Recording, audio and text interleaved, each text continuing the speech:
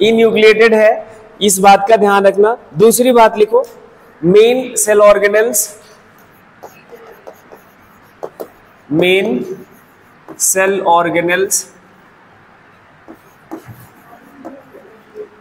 जैसे ER, Golgi complex,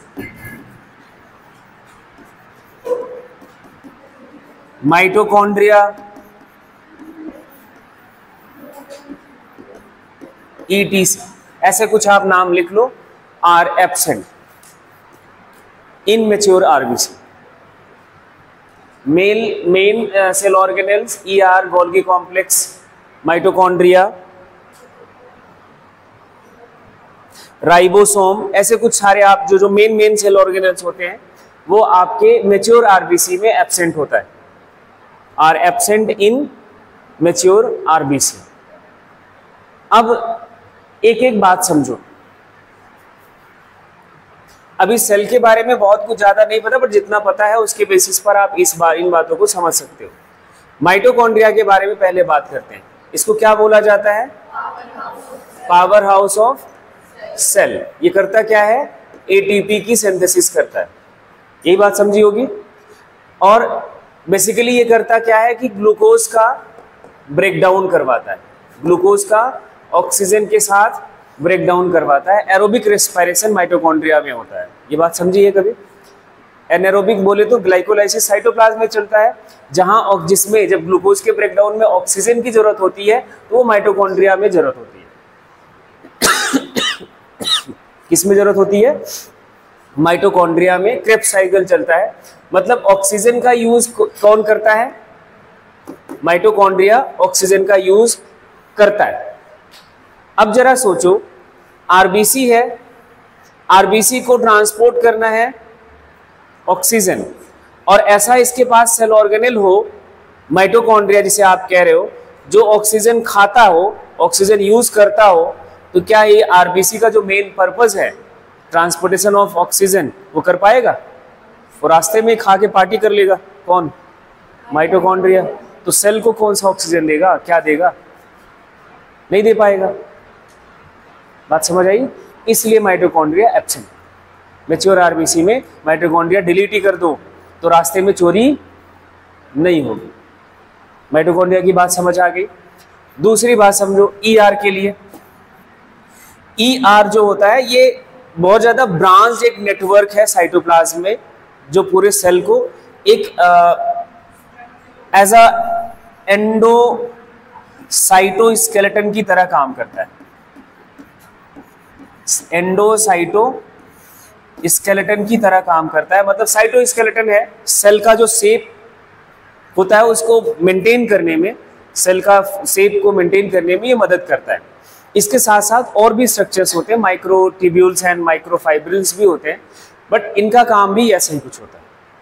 ठीक है, सरफेस एरिया बढ़ाता है। बट इनका जो यहाँ ER को एब्सेंट करने का पर्पस था कि जब आरबीसी की अगर हम बात कर ले तो अभी कल ही आपने लिखा था 7.5 माइक्रोमीटर डायमीटर होता है इसका। कितना? 7.5 माइक्रोमीटर डायमीटर है। लेकिन अगर हम अपने फाइन कैपिलरीज का डायमीटर देखें तो वो लगभग या लेस देन 5 माइक्रोमीटर है। कितनी है? कैपिलरीज का डायमीटर जिससे आरबीसी को क्रॉस होके जाना है उसका डायमीटर कितना है? 5 माइक्रोमीटर के आसपास है। अब सोचो, इसका डायमीटर ज्यादा और जिस रास्ते से गुजरना है उसका डायमीटर कम। अगर वो हार्ड एंड रिजिड स्ट्रक्चर रहा तो पास ही नहीं हो सकता। हो सकता है? फ्लेक्सिबल होना चाहिए तब जाके वो पास हो पाएगा। अब इनके ER को गायब कर दिया गया तो सेल का जो शेप है वो आसानी से चेंज हो जाता है और वो फाइन कैपिलरी से ट्रेवल कर पाता है, क्रॉस कर पाता है, जिससे उसको main purpose actually site of gases exchange या न्यूट्रिएंट तो कैपिलरी ही है। अगर कैपिलरी से आरबीसी नहीं गया तो क्या किया उसने? उसका काम ही नहीं पूरा होगा, है ना। तो इसलिए इनका ER भी गायब कर दिया कि हटाओ, ये अपना शेप जो आसानी से चेंज कर सकता है इसके रहते तो नहीं कर सकता, ER के रहते हुए वो नहीं कर सकता। इसका और जो साइटोस्केलेटन है वो प्रोटीनेशियस हो जाता है, स्पंजी हो जाता है, जिसे आसानी से वो अपना शेप चेंज कर पाता है और उस फाइन कैपिलरी से भी पास कर जाता है। गोल्गी कॉम्प्लेक्स, जब सरफेस एरिया ही नहीं बचा, सेल को कोई रेस्पिरेशन ही नहीं करना, तो क्या न्यूट्रिएंट की पैकेजिंग और ट्रांसपोर्टेशन की जरूरत है? गोल्गी कॉम्प्लेक्स का क्या काम है? जो भी केमिकल सेल में आते हैं उसको पैक करना और जहां उसकी जरूरत है वहां तक पहुंचाना। इसमें ऐसा कुछ जरूरत है ही नहीं, तो गोल्गी कॉम्प्लेक्स भी गायब कर दिया। प्रोटीन सिंथेसिस के लिए राइबोसोम भी हटा दिया। जब ईआर ही नहीं है तो रफ ईआर का काम याद करो। प्रोटीन सिंथेसिस, उसके सरफेस पे आरबीसी लगे होते हैं, रफ ईआर है ही नहीं। साइटोप्लाज्म का कितना आरबीसी क्या कर, वो राइबोसोम कर लेगा? राइबोसोम इनका भी पूरा खत्म। जब इनके पास मेन सेल ऑर्गेनल्स ही नहीं बचा, मेन सेल ऑर्गेनल्स ही नहीं बचा, तो आप जिंदा कितने दिन तक रहोगे? नहीं रह सकते। न्यूक्लियस गायब कर दिया और दूसरा सारे सेल ऑर्गेनल्स गायब कर दिए, तो बचेगा कितना दिन? ज़्यादा दिन नहीं बचेगा। जो सेल के पास रिजर्व मटेरियल है, जो जितने दिन तक वो रिजर्व मटेरियल से सर्वाइव कर सकता है, उतने दिन तक फंक्शन परफॉर्म करेगा। ऐसा नहीं है कि डेथ के बाद वो मर ही चुका होता है। लगभग 120 दिन के बाद आरबीसी की डेथ हो जाती है। ऐसा नहीं कि आरबीसी का जब जिस दिन बना और 120 दिन पहुंचते ही वो खत्म हो जाता है, वो ऐसा नहीं, मरता नहीं है, मार दिया जाता है। क्यों मार दिया जाता है? क्योंकि ये सेल आपकी पूरी बॉडी में ट्रेवल करेगा और अगर एफिशिएंटली काम नहीं किया तो भीड़ तो बढ़ाएगा। साइटोस्केलेटन ऑफ आरबीसी, साइटोस्केलेटन क्या होता है? सेल का जो शेप फिक्स कराने के लिए स्ट्रक्चर चाहिए, दैट इज अ साइटोस्केलेटन। आपकी बॉडी का स्केलेटन क्या है? Bones and cartilages. अब आपकी स्केलेटन को निकाल दें तो आपका शेप कैसा होगा? हैं? बॉल ऑफ फ्लैश, वो किधर भी लुढ़क जाएगा। अब सेल का जो साइटोस्केलेटन है, जिसे हम बोलते हैं cytoskeleton, cytoskeleton of RBC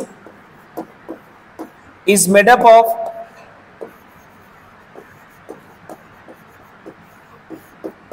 protein. ये प्रोटीन से बना होता है और दैट इज कॉल्ड, इसको बोलते हैं, इसका नाम रखा गया है, that is a स्ट्रोमैटिन। स्टोमैटिन,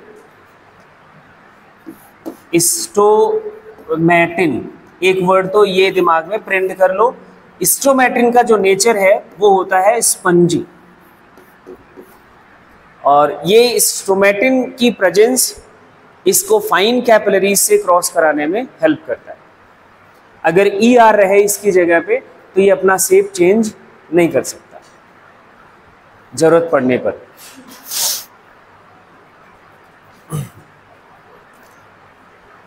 next point लिखो। एक एंजाइम का नाम हमने बोला था प्रीवियस चैप्टर में, कार्बोनिक एनहाइड्रेज। याद आया किसी को? और ये एंजाइम करता क्या है? Carbonic anhydrase. एक तो ये वाटर और कार्बन डाइऑक्साइड का रिएक्शन को कैटालाइज कराता था, यहां लिखा हुआ था, और बना देता था क्या? H2CO3 कार्बोनिक एसिड बना देता था, एंड देन कार्बोनिक एसिड का भी फर्दर ब्रेक डाउन कराता है बाइकार्बोनेट NH+ आयन में। ठीक है, ये जो एंजाइम है ये आरबीसी के पास बहुत ज्यादा होता है, एंड ये बहुत ज्यादा फास्ट एंजाइम है। क्यों है? क्योंकि कार्बन डाइऑक्साइड के ट्रांसपोर्टेशन में इस एंजाइम का बड़ा इंपॉर्टेंट रोल है। तो इसके बारे में एक पॉइंट लिखो, carbonic anhydrase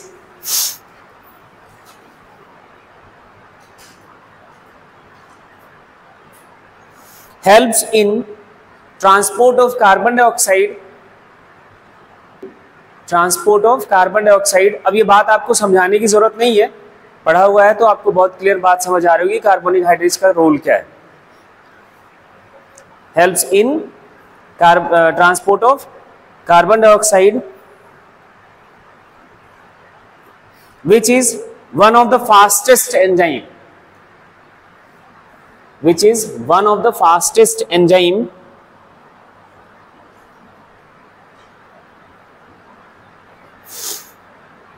and it contains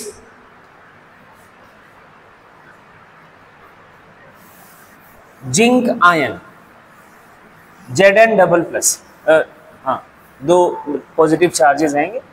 it contains Zn दो पॉजिटिव चार्ज। एक तो ये सब बहुत इंपॉर्टेंट सवाल है, इसको आप हाईलाइट करके लिखिए और फंक्शन बताने की जरूरत नहीं है, इंपॉर्टेंट है, वो ऑलरेडी बहुत पहले डिस्कस हो चुका है।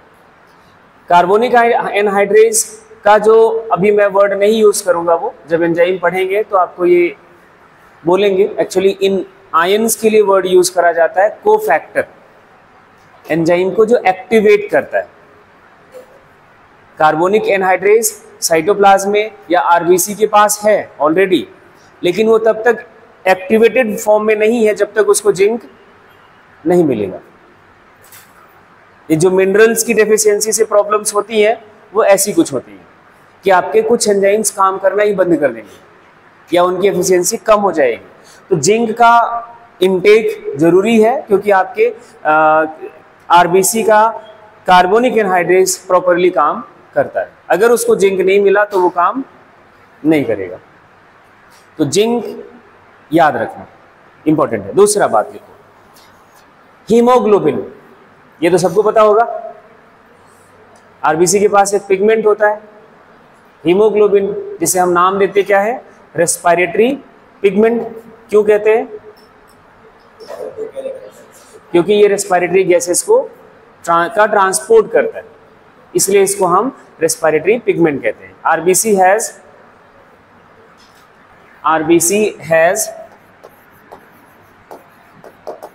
रेस्पिरेटरी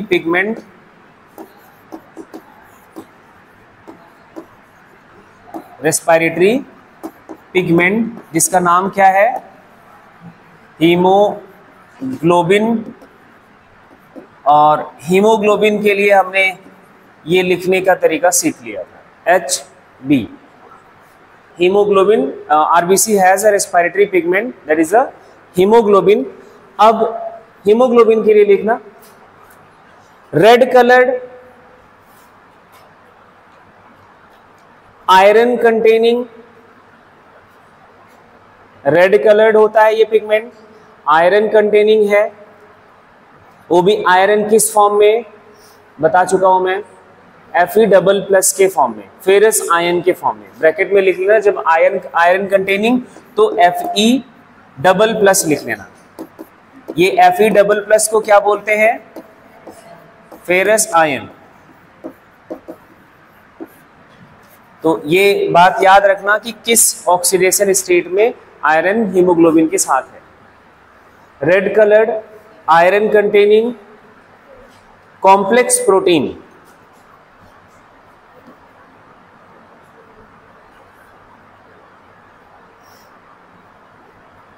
ये बताने की जरूरत नहीं है कि ये कौन सा गैस को ट्रांसपोर्ट करता है, नहीं इसकी जरूरत तो है नहीं, मुझे नहीं लगता बताने की जरूरत है। हाँ जी, नहीं, नाइट्रोजन तो इनर्ट है वैसे भी, इसके साथ कोई बॉन्ड ही नहीं बनाएगी।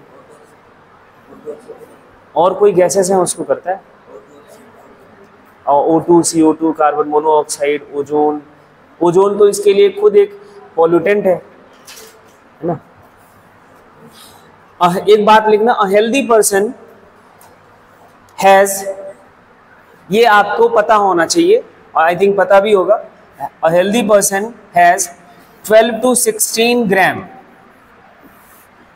कितना, 12 to 16 grams of hemoglobin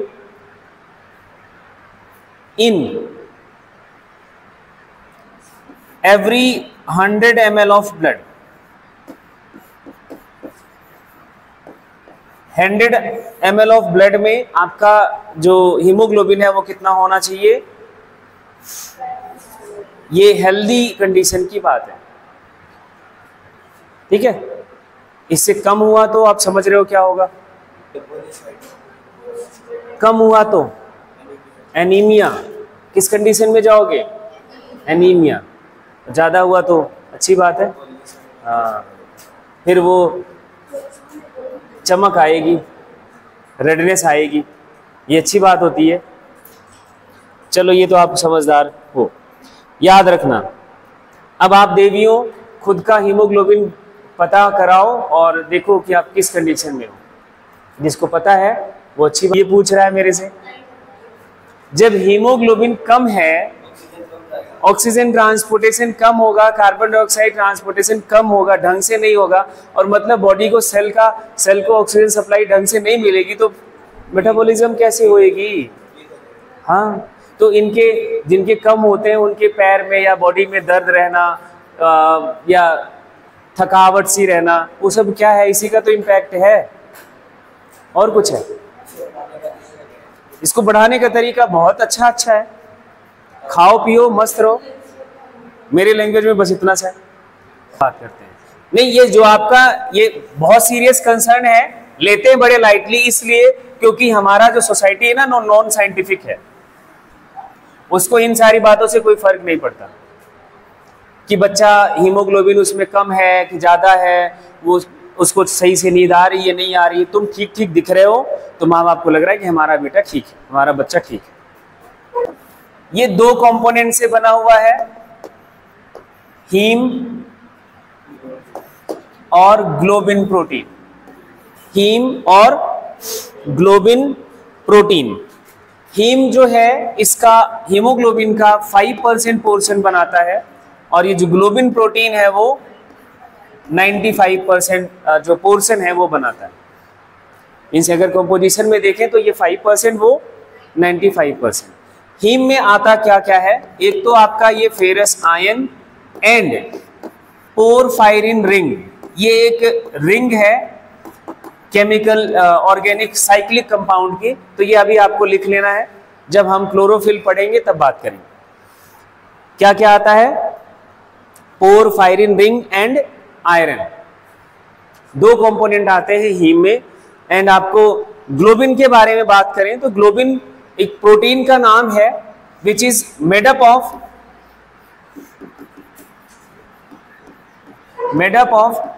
4 polypeptide chain. 4 polypeptide chain, 4 polypeptide chain से बना होता है। कितने पॉलीपेप्टाइड चेन समझ रहे हो? बोलो, नहीं समझ रहे हो? हमने क्या बताया था कि प्रोटीन का बेसिक यूनिट क्या होता है? हाँ जी, अमीनो एसिड होता है। ये बात पक्की है। कोई भी प्रोटीन बनेगा तो इसके कई अमीनो एसिड्स के जुड़ने के बाद बनेगा। जैसे हमने कल एक किसी क्लास में ये बनाया भी था कि अमीनो एसिड 1 है, अमीनो एसिड 2 है, अमीनो एसिड 3 है, अमीनो एसिड 4 है, ऐसे सो ऑन। कई अमीनो एसिड हो सकते हैं, वो डिपेंड करता है कि प्रोटीन कैसा है। ये जो अमीनो एसिड के बीच का बॉन्ड है उसका नाम हमने बोल दिया था क्या? Peptide bond.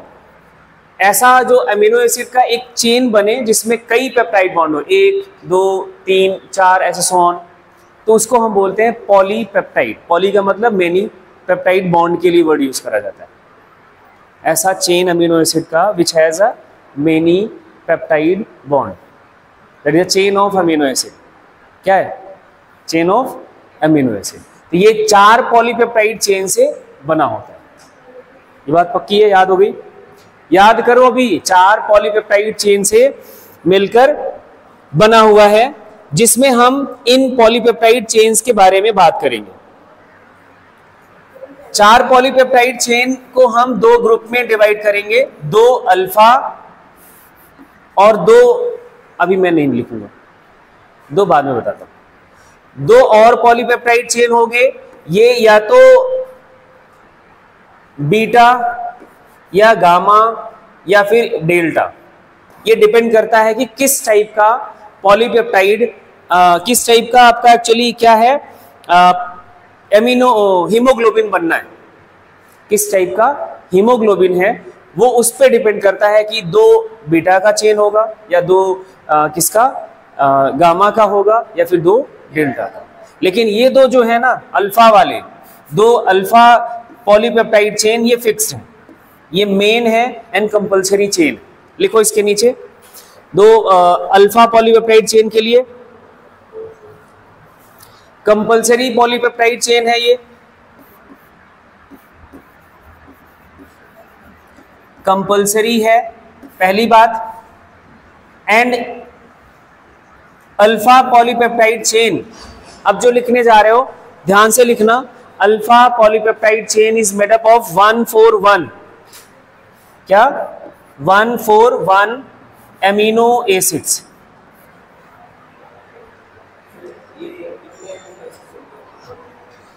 Number of amino acids कितने हैं 141।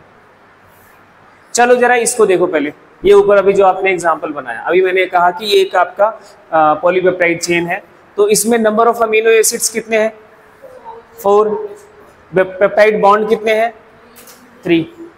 अब अगर मैं बोलूं कि कोई पॉलीपेप्टाइड चेन 141 एमिनो एसिड से बना हुआ है तो इसमें पेप्टाइड बॉन्ड कितने होंगे, एक कम कर दो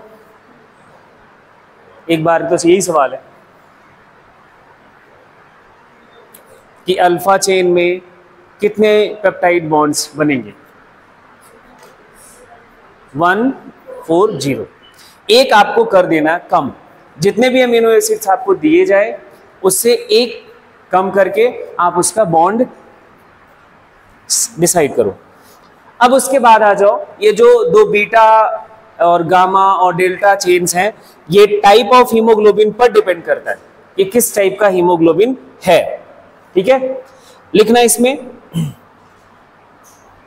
इनके नंबर ऑफ अमीनो एसिड्स पर बात करेंगे, लिखना 146 अमीनो एसिड से ये पेप्टाइड पॉलीपेप्टाइड चेन बने होते हैं।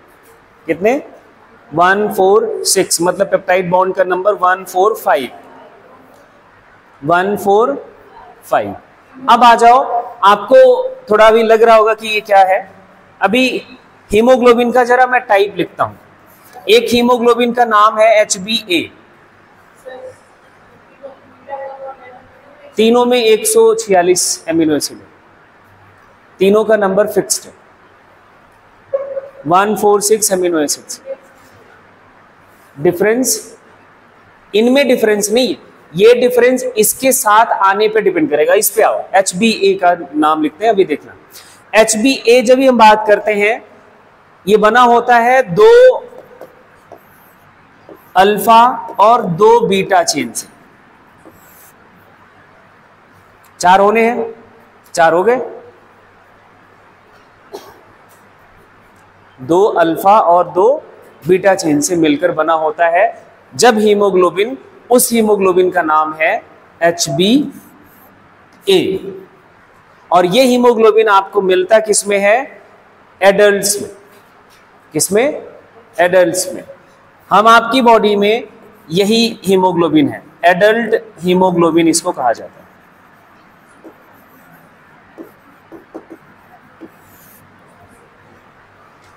दूसरा लिखो HbF, इसका जिक्र हो चुका है बट आपको अभी याद आ जाएगा।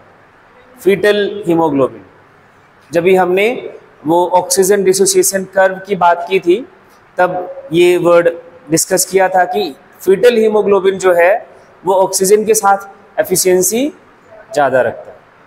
ठीक है, तो फीटल हीमोग्लोबिन का कॉम्पोजिशन ऐसा है, इसलिए ऐसा है, ये बना होता है 2 अल्फा चेन एंड 2 आपका ये वर्ड क्या साइन बोलते हो, 2 लास्ट में ये गामा चेन, डेल्टा नहीं गामा,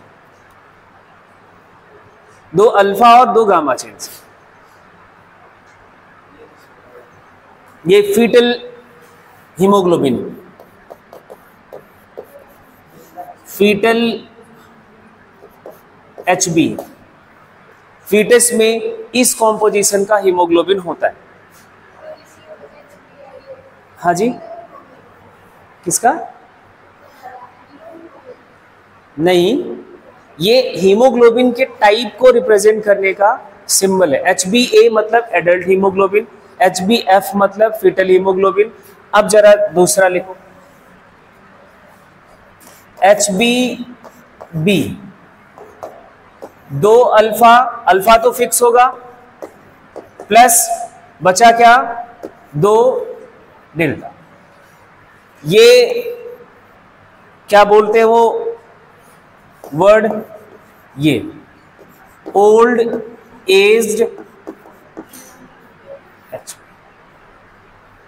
मतलब ये वाला दौर आपने देख लिया, अभी ये चल रहा है, अभी ये बाकी है। इसकी एफिशिएंसी हीमोग्लोबिन के साथ सबसे कम होती है, इसलिए बुढ़ापे में समस्याएं ही समस्याएं आ जाती हैं। एक्चुअली हीमोग्लोबिन का कॉम्पोजिशन नहीं बदलेगा तो मरोगे ही नहीं। वो तो मैंने अमीनो एसिड का नाम नंबर तो आप ऐसे इसका निकालो 141 2 इंटू 141 प्लस 2 इंटू 146। हाँ, सभी का सेम आएगा। जब नंबर फिक्स हैं तो सब सेम ही आएगा, उसमें अलग क्या आएगा भाई? चाहे तू यहाँ बीटा ले, गामा ले, डेल्टा ले, 146 में बात खत्म। डिफरेंस इनके कन्फिगरेशन पे, प्रोटीन का कन्फिगरेशन कैसा है, प्राइमरी है, सेकेंडरी है, टर्शियरी है, उस पर बात करें। प्रोटीन के कई कन्फिगरेशंस होते हैं, कई उनका 3 डायमेंशनल स्ट्रक्चर, जिसे आप समझ लो कि कितना ज़्यादा वो कॉइल्ड है, कितना अनकॉइल्ड है। जितनी ज़्यादा उनकी जैसा जैसा कन्फिगरेशन होगा वैसा उनकी एक्टिविटी चेंज हो जाती है, उनका जो काम है या एफिशिएंसी है वो घटता बढ़ता है। वो प्रोटीन के बाद साथ डिस्कस करेंगे, बायोमोलिक्यूल का चैप्टर आएगा तब, उसके लिए वेट करो। अब आगे बात लिखो, एक वर्ड लिखो, फॉर्मेशन ऑफ आरबीसी। अच्छा, फॉर्मेशन ऑफ ब्लड के लिए क्या टर्म लिखा था? हीमोपोइसिस। क्या लिखा था? Haemopoiesis. An organ, haemopoietic organ. अब फॉर्मेशन ऑफ आरबीसी के लिए जो टर्म लिखते हैं वो लिखो। हाँ, फॉर्मेशन ऑफ आरबीसी को बोला जाता है एरिथ्रोपोइसिस।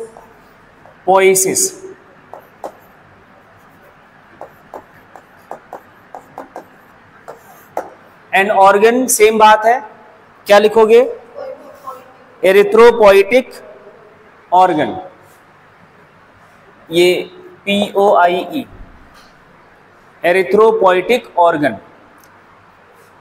सेम वही है जैसे वहां आपने हीमोपोइटिक ऑर्गन के बारे में लिखा था कि एडल्ट में हीमोपोइटिक ऑर्गन कौन सा? Red bone marrow. तो एरिथ्रोपोइटिक ऑर्गन वही होगा एडल्ट का, क्योंकि ब्लड जहां बन रहा वही आरबीसी बनेगा। अब वही हम इन्फेंट के एरिथ्रोपोइटिक ऑर्गन की बात करें तो सेम बात वही हम लिखेंगे, spleen, liver, thymus gland, placenta. And पहला आरबीसी के लिए मैंने उसी टाइम लिखवा दिया था, कहाँ बनता है? First RBC is produced yolk sac. कहाँ बनता है? यॉर्क सैक में। ये बातें हो चुकी हैं, इसको आप दोबारा से लिखना चाहो तो लिख सकते हो, बाकी मुझे नहीं लगता लिखना चाहिए। उसके बाद आ जाओ नेक्स्ट बात पे, लाइफ स्पैन ऑफ आरबीसी। पहला एग्जांपल लिखना ह्यूमन एडल्ट के लिए। ह्यूमन एडल्ट के जो आरबीसीज हैं उनका लाइफ स्पैन जो होता है दैट इज द 120 डेज। या फिर इसको आपको हो सकता है ऐसा भी मिले 120 to 127 डेज। नहीं सकते पहली बात तो ये 120 डेज एग्जैक्ट है, एवरेज होता है, पर्सन टू पर्सन वेरी करता है। उसके बाद लिखो न्यूबॉर्न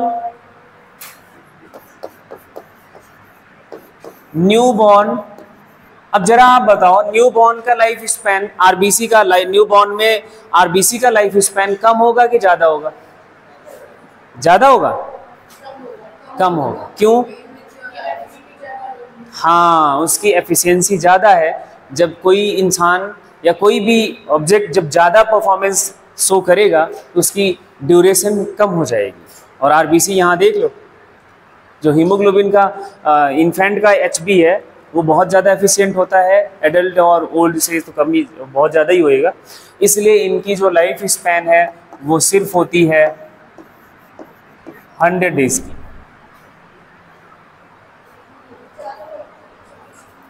हाँ, बट कम है। ठीक है, अब एक और बात लिखो, काउंट याद है सबको? एडल्ट में हीमोग्लोबिन आरबीसी का काउंट याद है? एक पॉइंट लिखो, 1% RBC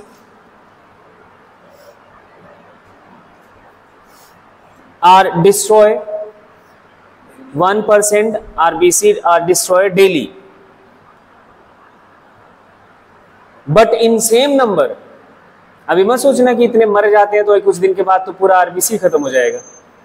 but in same number new RBC enter into blood. Same number में आरबीसी आपके ब्लड में एंटर करते रहते हैं। ये हेल्दी कंडीशन की बात है, नॉर्मल कंडीशन की बात है। अगर यही डिस्ट्रक्शन ज्यादा हो जाए, मरने का जो रेट है वो ज्यादा हो जाए और नए ऐड होने का रेट कम हो जाए, फिर वही 8.25, 7.5, 6.7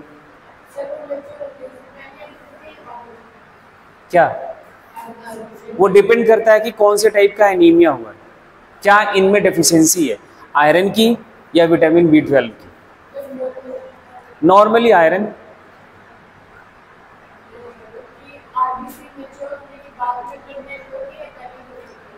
नहीं, मैच्योर होने के बाद वो अपना लाइफ स्पैन पूरा करने के बाद मरती है। मतलब जो total number of RBC cube of blood, 1 mm cube of blood में इसका 1% बता भाई, इतने आरबीसी तो आपके मर रहे होते हैं। और लगभग 4 से 5 लीटर ब्लड है, तो सोचो कितने मर रहे हैं। ये तो 1 mm का क्यूब बस आप उसमें देखा है, बहुत आरबीसी मर रहे होते हैं। अब सवाल ये होता है कि डेथ के बाद ये आरबीसी है क्या चीज? एक सेल है।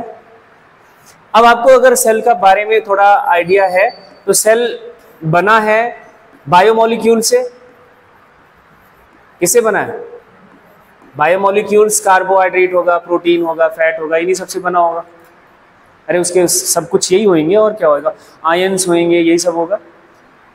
अगर ये सेल मरे, एज इट इज बॉडी से रिमूव कर दिया जाए, मरे एज इट इज बॉडी से रिमूव कर दिया जाए, तो आप कुछ ना कुछ लॉस करोगे। जैसे होता है घर में कोई सामान टूट गया तो वो कहीं आपके स्टोर रूम में रख दिया जाता है। हो सकता है कभी इमरजेंसी कंडीशन में उसका कोई पार्ट्स यूज में आ जाए, ऐसा होता है। अब ये जो आरबीसी मरती है, इसको body as it is remove नहीं करता। कहता है कि बेटे ऐसे तुम्हें रिमूव कर देंगे तो कुछ जो तुम्हारे में यूजफुल है वो भी चला जाएगा। इसको एक काम करते हैं, डेथ के बाद इस आरबीसी को, अब मैं सेल यहाँ हटा रहा हूँ, यहाँ लिख रहा हूँ आरबीसी, इस आरबीसी को एक ऑर्गन में भेजा जाता है जिसका नाम है स्प्लीन। क्या नाम है? स्प्लीन। इसको एक काम दे दिया गया कि तुम एक काम करना, जो मरे हुए आरबीसी हम तुम्हारे पास भेज रहे हैं, जैसे आप अपने सोसाइटी के कबाड़ी समझ लो, कबाड़ी तो समझते होगे, वो आपके घर से प्लास्टिक भी ले जाएगा, लोहा भी ले जाएगा, पेपर भी ले जाएगा, सबको अलग करके बेच देगा, यही होगा। अब ये मरा हुआ आरबीसी यहाँ इसके पास जाता है, इसको ये डीकम्पोज करता है। डीकम्पोज करता है मतलब जो इसके पास बहुत ज्यादा कॉम्प्लेक्स मॉलिक्यूल्स हैं उसको थोड़ा थोड़ा सिंपल में कन्वर्ट कर लेता है। अब अगर उसमें से कोई यूजफुल है अगर उसमें से कोई यूजफुल मॉलिक्यूल है वो ब्लड में ऐड कर देगा, बॉडी में जहां जरूरत होगी, जिस सेल को जरूरत होगी वहां जाएगा। लेकिन जो अनयूज्ड या यूजफुल या यूजलेस पार्ट ऑफ आरबीसी है, यूजफुल तो चला गया यूज होने के लिए, ये तो ब्लड में चला गया यूज होने के लिए। जो यूजलेस पार्ट है, तो आपको पता है यूजलेस लोग क्या, उनका क्या हश्र होता है?